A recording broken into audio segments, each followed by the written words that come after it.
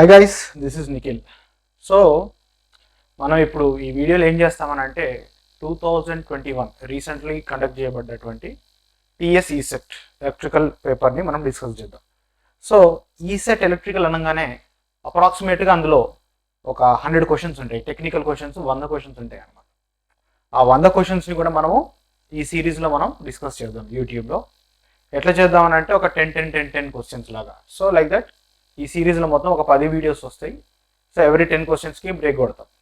Okay, so ఈ series మీకు చాలా హెల్ప్ఫుల్ అవుతుంది, especially any electrical engineering based competitive exam. Because ECET exam అనేది డిప్లొమా స్టూడెంట్స్ రాసేటిదేనా కానీ the level of questions are the type of questions you see here usually coming from the ESC paper also. అంటే engineering services paper నుంచి కూడా pick up చేసుకున్నటువంటి questions, GATE questions కూడా some times occasionally వస్తూ ఉంటాయి. అంటే it is of all India character అనమాట. అంటే ఇండియా వైడ్ మీరు any type of competitive exam, state level competitive exam కావచ్చు, సెంట్రల్ కాంపిటేటివ్ ఎగ్జామ్స్ కావచ్చు, ఏదైనా పిఎస్సి ఎగ్జామ్స్ కావచ్చు, అన్ని ఎగ్జామ్స్లో ఏ నేచర్ ఆఫ్ క్వశ్చన్స్ ఉంటాయో same nature of questions even ఈసెట్లో ఉంటాయి. సో ఈసెట్ క్వశ్చన్స్ కూడా చూడడం వల్ల, ప్రాక్టీస్ చేయడం వల్ల, ఒకసారి ఇఫ్ యూ జస్ట్ రఫ్లీ గో త్రూ దిస్ వీడియో, మీకు వచ్చే నష్టం అయితే ఏం లేదు. మీరు ఏ ఎగ్జామ్కి ప్రిపేర్ అవుతుండొచ్చు, మీరు గేట్కి ప్రిపేర్ అవుతుండొచ్చు, ఆర్ మీరు ఐఏఎస్కి కూడా ప్రిపేర్ అవుతుండొచ్చు. ఎట్లా ప్రిపేర్ అయినా కానీ at the end of the day this series is going to be useful for everybody. JLM exam prepare అవుతున్నటువంటి స్టూడెంట్స్కి అయినా సరే, ఎవరికైనా కానీ. అండ్ మోర్ ఓవర్ ఎక్స్ప్లెనేషన్ అంతా కూడా తెలుగులో ఉండబోతుంది కాబట్టి తెలుగు ఫ్యాటర్నిటీకి, తెలుగు ఏపీ అండ్ తెలంగాణ స్టేట్స్లోని తెలుగు ఇంజనీరింగ్ ఎలక్ట్రికల్ స్టూడెంట్స్కి మాత్రం definitely this going to be a beneficial thing. So please subscribe to my channel and also please share this video with everybody. And we will start discussion of the ECET paper. Okay, 2021 paper. So this is electrical paper, 100 questions ఉన్నాయి నేను చెప్పినట్టుగా. So this is the question number 1 చూడండి. So ఈ first question ఏం అడుగుతున్నాడు చూడండి. The resistance of a copper wire is R ohms. The wire is stretched to double its length. Okay, to its double length. The new resistance will be. See ఇది ECET ఎగ్జామ్లోనే multiple times repeat అయినటువంటి questions. And also this is actually ఒరిజినల్గా ఇది ఒక is question, అక్కడి నుంచి repeat అవుతూ వస్తుంది, మల్టిపుల్ టైమ్స్ రిపీట్ అయినటువంటి క్వశ్చన్ ఇది. సో దీనికి ఆన్సర్ కూడా it's very quite easy answer. So దీని ఆన్సర్ సొల్యూషన్ ఏంటిది అంటే ఫస్ట్ మనకి లాస్ ఆఫ్ రెసిస్టెన్స్ చేయాలి. So according to law of resistance, resistance is equal to rho L by A అని అంటారు అన్నమాట. అంటే రెసిస్టెన్స్ అనబడేటువంటి పారామీటర్ ఏదైతే ఉంటుందో it depends upon the physical parameters of the particular given wire కానీ, కండక్టింగ్ మెటీరియల్ స్పెసిమెన్ కానీ. సో ఒక కండక్టింగ్ వైర్ తీసుకున్నాం అనుకోండి, ఫిజికల్ డైమెన్షన్స్ దానిలో మనం ఏమేమి మెజర్మెంట్ చేస్తాం, ఏం కొలుస్తాము, లెంత్ ఎంత పొడవు ఉంది. So that is what length here, ఇక్కడ లెంత్ ఉన్నది అదే అనమాట. అండ్ దాని యొక్క వెడల్పు ఎంత ఉంది, ఎంత థిక్నెస్ ఉన్నది, cross section area A. And rho అనేది resistivity or specific resistance, it is material specific. కాపర్కి ఒక వాల్యూ, అల్యూమినియం ఒక వాల్యూ, స్టీల్కి ఒక వాల్యూ, అట్లా మెటీరియల్ని బట్టి మారుతూ ఉంటుంది. బట్ ఓవరాల్గా రెసిస్టెన్స్ అనేది it depends on material resistance. Resistance అంటే R, నేను చెప్పేది R. So resistance depends on what? It depends upon rho. Rho అంటే depends on material. So resistance అనేది material మీద డిపెండ్ అవుతుంది and it depends upon the physical dimensions also.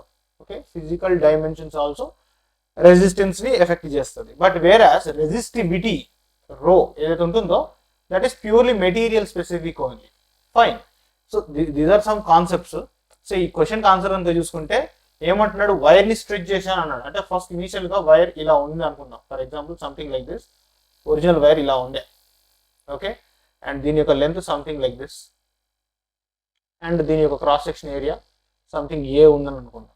ఇప్పుడు ఇదే వైర్ని మనము సాగదీసినాం అనుకోండి, స్ట్రెచ్ చేసినాం అనుకోండి, చేస్తే ఏమైపోతుంది, వాల్యూమ్ అంతే ఉంటుంది. సో లెంత్ ఏమైపోయింది, 2 times లెంత్ చేసామని అన్నాడు వాడు. సో లెంత్ 2 times అయిపోయింది అని అంటే క్రాస్ సెక్షన్ ఏరియా కూడా ఏమైపోతుంది, బేసిక్గా cross section area also reduces to 2 times. So A/2 అయిపోతుంది.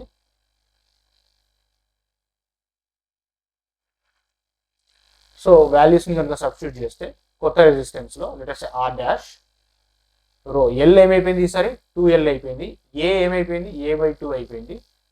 సో మొత్తం ఏడుకు వచ్చేసింది, ఈ 2 పైకి పోతే 2 × 2 4 అయిపోతుంది. సో 4 × రో ఎల్ బై ఏ అయిపోయింది. రో ఎల్ బై ఏంటిది, ఒరిజినల్ రెసిస్టెన్స్ R. సో కొత్త resistance is equal to 4 times of old resistance R. So 4R is the answer. Very simple question, but నేను డీటెయిల్డ్ ఎక్స్ప్లెనేషన్ ఇచ్చాను. కన్సిడరింగ్ దట్ ఈ వీడియోని ఒక బేసిక్ లెవెల్ స్టూడెంట్ కూడా చూస్తున్నాడు అనుకొని నేను డీటెయిల్ ఎక్స్ప్లెనేషన్ ఇవ్వడం జరిగింది. అదర్వైజ్ డైరెక్ట్ పెట్టాల్సిన బిట్టేది. Next maximum power transfer theorem గురించి వచ్చింది ఇది నెట్వర్క్స్లో. So maximum power that can be transfer to the load RL connected across the terminals of voltage source V is equal to 10 volts and internal resistance of 100 ohms. So బేసిక్గా maximum power transfer theorem దీనికి కూడా direct formula ఉంటుంది. So maximum power transfer థియరంలో Pmax is equal to VTH square by 4RL అనేది direct formula. Okay, but I will try to little bit explain the concept also. So ఒకసారి అయితే మనం వాల్యూస్ని substitute చేసుకున్నాం. Okay, so voltage source value ఇవ్వడం జరిగింది. So this is 10 square అంటే 10 into 10. Okay, by 4 into RL వాల్యూ ఇచ్చినాడు load resistance. Okay, so maximum power transfer అని అంటే ఏంటిది? Load resistance must be equal to internal resistance of the source, that is 100. So RL must be equal to 100. So 4 into 100. So 10 into 10 అంటే 100 కొట్టేస్తే ఏమైపోయింది? 1/4 ఉంది. 1/4 అంటే యూ కెన్ రైట్ ఇట్ 0.25 కదా. So 0.25 watts, option 4 అనేది ఆన్సర్ అయిపోయింది. Anyways maximum power transfer గురించి మాట్లాడుతున్నాడు కాబట్టి బేసిక్గా మ్యాక్సిమం, నేను ఎప్పుడు అదే చెప్తాను, మ్యాక్సిమం పవర్ ట్రాన్స్ఫర్ థియరం అనేది మీకు అనిపించింది అంటే ఫస్ట్ మైండ్లో ఒక థెవెనిన్ ఈక్వివలెంట్ సర్క్యూట్ని ఊహించుకోండి. థెవెనిన్ ఈక్వివలెంట్ సర్క్యూట్ అంటే ఇలా ఉంటుంది. This is the Thevenin equivalent circuit. So Thevenin equivalent circuit is like this. So Thevenin equivalent సర్క్యూట్లో ఏముంటుంది? ఒక వోల్టేజ్ సోర్స్ VTH ఉంటుంది, సిరీస్లో ఒక రెసిస్టెన్స్ RTH ఉంటుంది. సో ఈ థెవెనిన్ వోల్టేజ్ సోర్స్ ఏతుందో ఈ Thevenin equivalent, this is nothing but a practical voltage source. మనం సోర్సెస్ క్లాసిఫికేషన్ చదివినప్పుడు, ఐడియల్, ప్రాక్టికల్ సోర్సెస్ గురించి చదివినప్పుడు ఒక ప్రాక్టికల్ వోల్టేజ్ సోర్స్ ఎలా ఉంటుందని చెప్పాను? Battery in series with internal resistance అని అన్నాను. సో ఒక Thevenin equivalent is nothing but practical battery అని కూడా చెప్పొచ్చు. This RTH is nothing but internal resistance of that battery అని కూడా చెప్పొచ్చు. అండ్ ఈ థెవెనిన్ ఈక్వివలెంట్ కి వాడు ఒక లోడ్ రెసిస్టెన్స్ ని కనెక్ట్ చేశాడు RL. అండ్ మాక్సిమం పవర్ అనేది VTH నుంచి R కి రావాలి, ఎందుకంటే VTH is the source. Okay, VTH is the source, RL is the load. So source నుంచి లోడ్ కి మాక్సిమం పవర్ రావాలి అని అంటే ఆ లోడ్ కాన్ఫిగరేషన్ ఎలా ఉండాలి? That load resistance RL must be equal to the internal resistance RTH. Okay, so that is the logic over here. So ఈ formula ఎలా వచ్చిందో కూడా ఒకసారి లెట్ us see బ్రీఫ్ గా. ఓకే, సో ఇప్పుడు మాక్సిమం పవర్ ట్రాన్స్ఫర్ కావడానికి RL must be equal to RTH అని చెప్పాను. So RL is equal to RTH.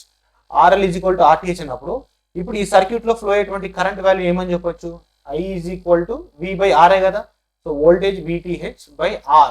R ఎంత? కాంబినేషన్, ఈ రెండు సిరీస్ లో ఉన్నాయి కదా, RTH ప్లస్ RTH, రెండు RTH, లేకపోతే రెండింటిని RL అనుకున్నాం ఎందుకంటే RL is equal to RTH కదా. So I will write 2RL అని రాద్దాం. ఓకే, 2RL అని రాద్దాం, లేదా 2RTH అని రాయొచ్చు, whatever it may be, మీ ఇష్టం. ఓకే, నౌ నాకు maximum power transfer to the source, maximum power transfer to the load అని అన్నాను. సో ఈ లోడ్ లోపల వెళ్తున్నటువంటి పవర్ ఏమని చెప్పొచ్చు? ఈ రెసిస్టర్ లోని పవర్ ఏమని చెప్పొచ్చు? Power through any resistance is given by I² into R కదా. సో ఈ రెసిస్టర్ లోని వెళ్తున్నటువంటి కరెంట్ ఏంటిది? ఇదే ఏంటిది? V²/4RL అయిపోతుంది. VTH/2² చేస్తే 4, RL² చేస్తే RL² into R. Resistance value ఎంత? RL. సో ఒక RL క్యాన్సిల్ అయిపోతే ఏమొస్తుంది మనకి? VTH²/4RL అని వచ్చేస్తుంది కదా. This is the formula we got here. So this is the derivation of this particular formula. Next question number 3 చూడండి. A voltage source of 20 volts, okay, internal resistance 5 ohms is connected in parallel with another voltage source of 10 volts with internal resistance 10 ohms. The Thevenin voltage of this combination is. So ఇక్కడ ఒక voltage source value ఇచ్చాడు. First ఎంత దీనిది? 20 volts అంట, internal resistance 5 ohms అంట. Parallel గా ఇంకొక voltage source ని కనెక్ట్ చేశారట. This voltage source value is 10 volts అంట, it's internal resistance is 10 ohms అంట. సో దీని థెవెనిన్ ఈక్వివలెంట్ అడుగుతున్నాడు. థెవెనిన్ ఈక్వివలెంట్ అంటే ఏంటిది? సింపుల్ గా you have to convert it into single voltage source in series with a resistance. So basic గా you can solve this normal గా ఒక Thevenin voltage analysis ద్వారా కూడా చేయొచ్చు దీన్ని, లేకపోతే మిల్మ్యాన్స్ థియరం. ఎప్పుడైతే కానీ ఈ రకమైనటువంటి ఫ్యాషన్ అంటే multiple voltage sources connected in parallel ఉందంటే మనము మిల్మ్యాన్స్ థియరం యూజ్ చేయొచ్చు. I have talked about Millman's theorem. So Millman's theorem, so so Millman's theorem use చేసుకొని we can solve it. So using this Millman's theorem నీకు final voltage source V value okay will be equal to V1 by R1 plus V2 by R2 by 1 by R1 plus 1 by R2. This is going to be the Millman's theorem prakaram the final voltage source value. So V1 ante first voltage source and then internal resistance. So I will substitute just 20 by 5 plus V2 by R2 10 by 10 divided by 1 by 5 plus 1 by 10 కదా. So 20 by 5 కొట్టేసి ఇది 4 అయిపోతుంది, ఇది 1 అయిపోతుంది, 4 plus 1 5 అయిపోతుంది. Okay కింద LCM 5 అవుతుంది, 10 5 into 10 LCM is 10. So 10 పైకి వస్తే 5 into 10 అయిపోతుంది. నేను డైరెక్ట్గా చేస్తున్నాను. అండ్ కింద వచ్చేసి 2 plus 1 3 అయిపోతుంది. So 50 by 3 will become the value of voltage. So 50 by 3 is the voltage of this particular. Option 2 is the right answer. Okay. And this is the total voltage value. Total resistance value కావాలంటే simple. You have to take parallel combination of resistances అంతే. So చేయొచ్చు దీన్ని 1 by R which is the total resistance is equal to 1 by R1 plus 1 by R2. దీని నుంచి R is equal to R1 R2 by R1 plus R2. సింపుల్గా parallel resistance ని కలిపినట్టు కలపాలి. That's it. Next, which of the statements are correct? Direct this is direct question. A and D both statements are correct. 1 kilowatt hour is equal to 3.6 megajoules. ఎట్లా ఇప్పుడు 1 Newton meter is equal to 1 joule అనేది you have to convince, that is a direct. But 1 kilowatt is equal to 3.6 megajoules ఎలా అనేది కూడా నేను చెప్పగలుగుతాను నేను. ఎందుకనంటే see 1 joule is equal to 1 watt second అమ్మా. ఇది ఒకటి గుర్తుపెట్టుకోండి. 1 joule is equal to 1 watt second. అసలు జోల్ అంటే దేని యూనిట్? జోల్ అంటే యూనిట్ ఆఫ్ ఎనర్జీ. వాట్ అంటే దేని యూనిట్? పవర్. సెకండ్ అంటే దేని unit? Time. So power into time అంటే ఎనర్జీయే కదా. సో బోత్ ఆర్ ఈక్వల్ అన్నట్టు. సో 1 kilowatt అవర్ అంటున్నాడు ఇక్కడ. అంటే ఏంటిది? 1 kilowatt ఎక్కడ వస్తుంది?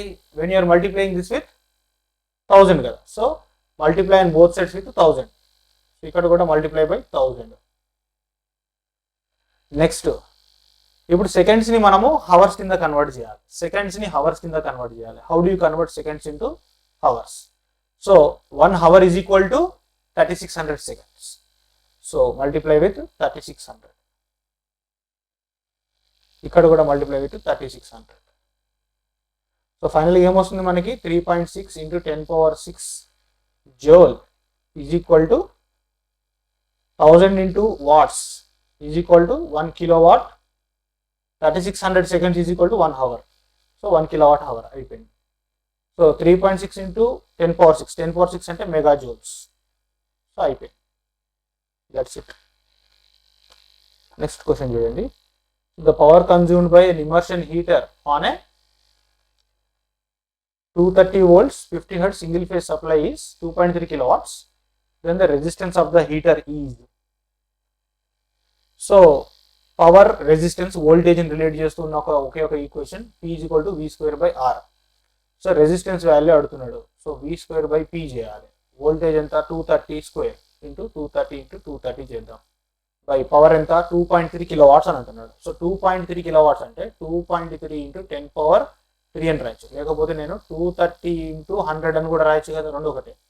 Just for the sake of simplicity అట్లా రాసుకుంటున్నాను. సో 230 ఇంటూ 100 అని రాసుకుంటున్నాను నా కన్వీనియన్స్ కోసం. సో దట్ నా క్యాన్సిలేషన్ ఈజీగా ఉంటుంది, మీకు చూపించడానికి ఉంటుంది. 0 0 పోతుంది.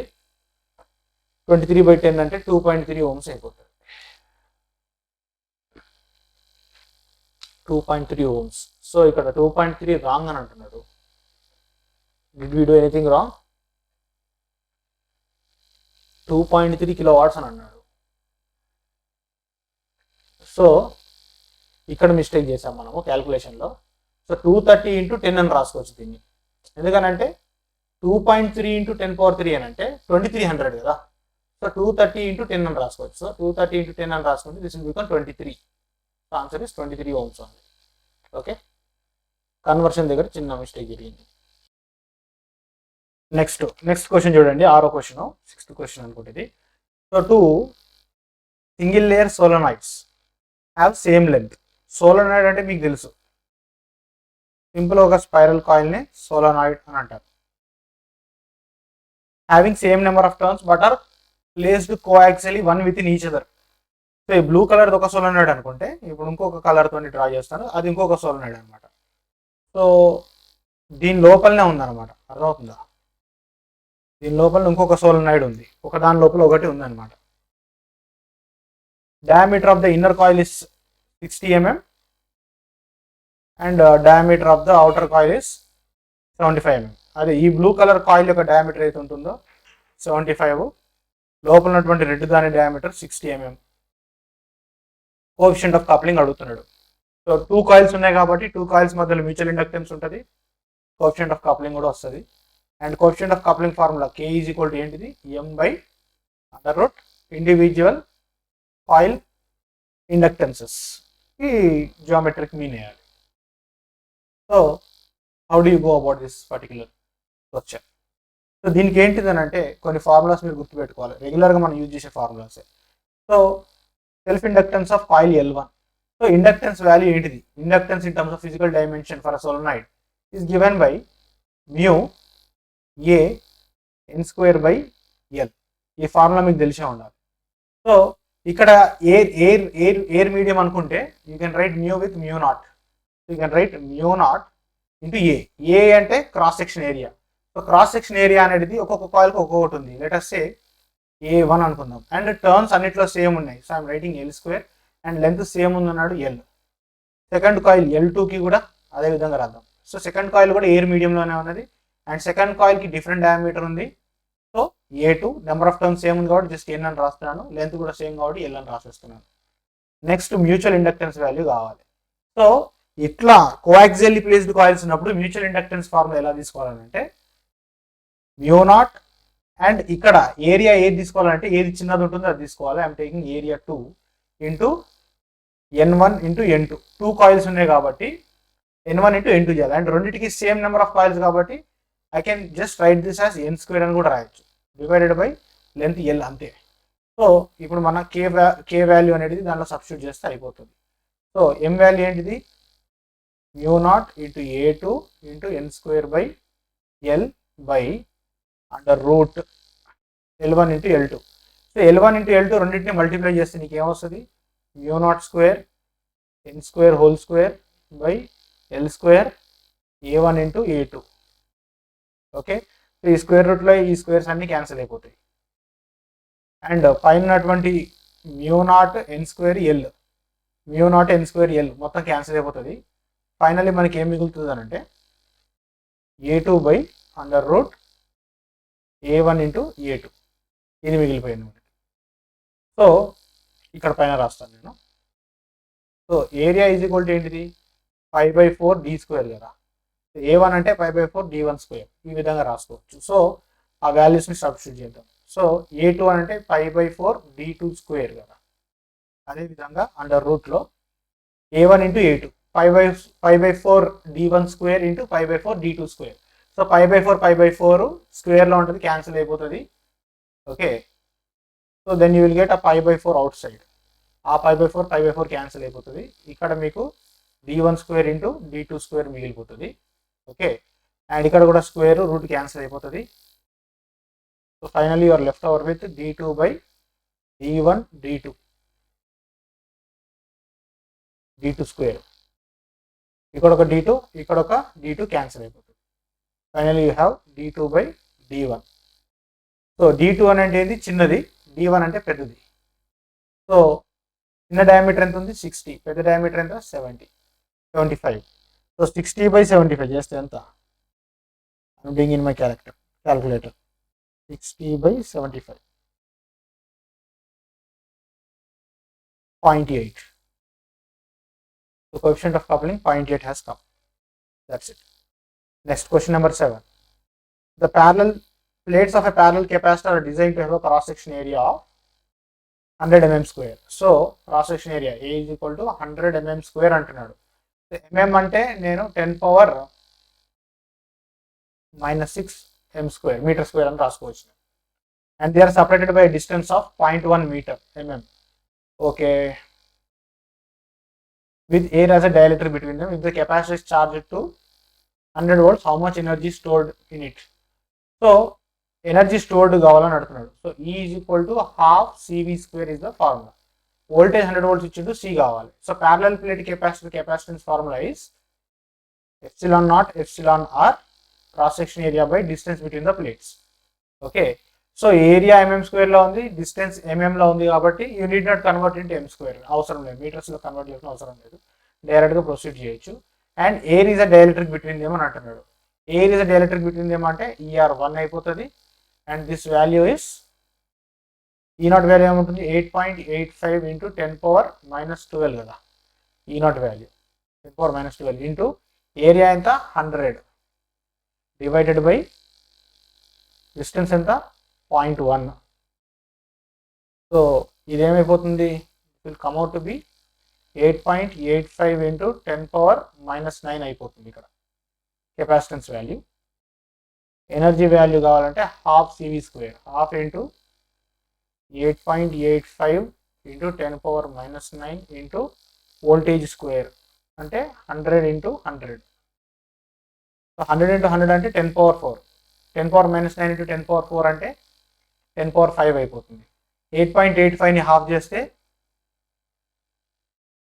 4.43 సంథింగ్ ఇలా వస్తుంది. ఓకే, ఇంటూ 10⁻⁻5 అయిపోతుంది. సో దీన్ని ఇంటూ 10 డివైడెడ్ బై 10 చేస్తే 44.3 ఇంటూ 10⁻⁻6 జూల్స్ అయిపోతుంది. 10⁻⁻6 జూల్ అంటే మైక్రో జూల్స్ కావాలి. సో ఇక్కడ ఆన్సర్ 44.3 నానో జూల్స్ అని ఇవ్వడం జరిగింది. Basically this is the wrong answer. It should be 44.3 micro joules. Which of the following conducting material is used as a conductor for overhead transmission line? It's straightforward question. ACSR is the right answer. Next, cathode and anode of a lead acid battery are made up of. This is a straightforward question. So cathode is made up of lead, anode is made up of lead peroxide. Next, which of the following materials has highest dielectric strength? This is a straightforward question. Porcelain is the highest dielectric strength. ఎందుకంటే see, you can think in other ways also. Generalistic గా కూడా ఆలోచించి you can try to find out the answer. So cotton అయితే definitely కాదు.